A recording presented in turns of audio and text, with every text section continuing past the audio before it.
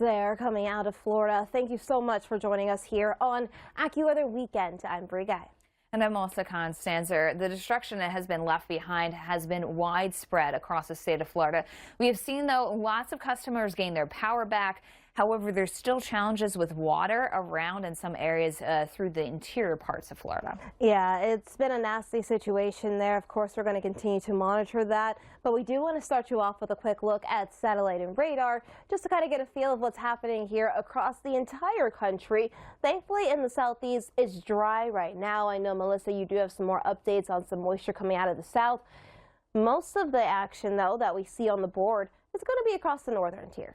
Yeah, new frontal boundary in town. That's going to change things across North Dakota, making it a little windy, a couple showers in Minnesota, and eventually a few rumbles of thunder in Chicago. So we'll look out for the changes as the numbers are going to be falling behind that. Yeah, that's really going to be the biggest change following this new storm, as it's going to bring temperatures down. Of course, you'll find more heat the further south you go.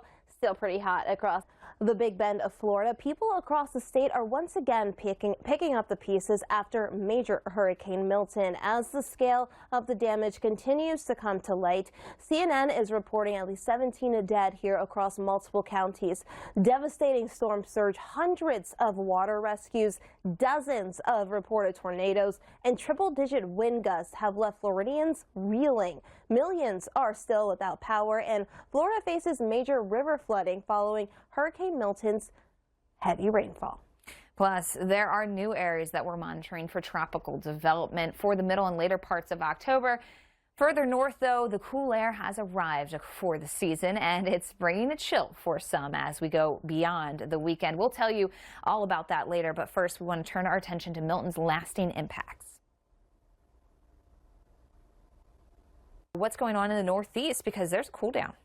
Yeah, I mean, Melissa, you can already see the beginnings of those changes here being felt in areas like Minneapolis, Chicago. High is going to be in the 60s, where we were in the 80s here to end the last work week. You'll also see some showers, even some storms here in Chicago. Again, not going to be a complete washout, but certainly something you're going to want to keep your eye to. Continued our coverage of not only Hurricane Milton, but also Helene. And the cleanup and recovery continues all across Florida from Milton, the Gulf Coast.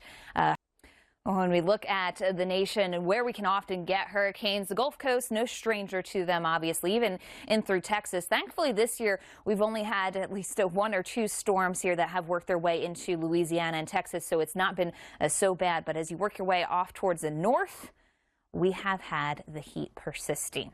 So we do want a little bit of rain, something to break this up. Unfortunately, the cold front is not going to make a difference here. Check out in places like Lubbock, Texas, Borger, even Amarillo here. So we have several numbers that will be getting into the 90s, which is well above historical average and making it a record challenging day. It doesn't stop there. As we close out the weekend, there's more records to be challenged here across the south central U.S. But we're starting to find a stranger to the western U.S. either when they are recovering from fire. And we do still have some fire dangers through the state of Utah into Arizona.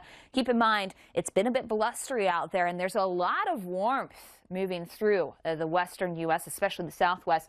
Places like Phoenix, 105, still record challenging for Wednesday, Thursday, and beyond. Cooler, showery weather works into the northwest.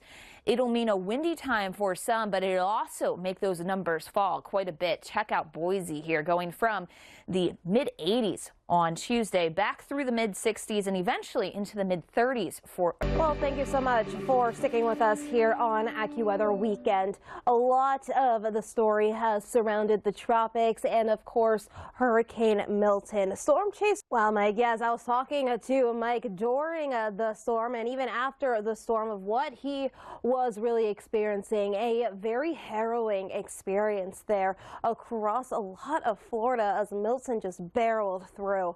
Switching gears, I want to take us further north for the weekend in the Northeast. Not a shabby start, if I do say so myself. Look at this. New York, you're at 74. Boston, you're topping off at 70. You'll have plenty of sunshine. Washington, D.C., you're at 81. Philly, 78. And Pittsburgh, you come in with a high of 71. Now, you'll see those changes as we head into tomorrow. Sunday, you'll start to see more rain push through in areas like New York, Boston, Washington, D.C. While you're staying in the 80s through the weekend, there are changes. We'll get to that in just a bit. Philly, you're actually going to rise a few degrees here. before we drop. And then Pittsburgh, you're going to be staying steady here throughout the weekend.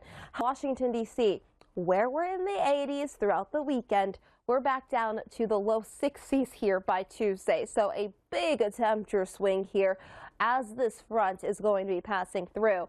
On top of that, lows are going to be getting a little chilly here at night. By Monday night, Pittsburgh, you're down to a low of 38. New York, you're going to be dropping down to lows into the 40s. Similar story in Boston. That chilly pocket of air is going to stick with us here throughout the middle of the week.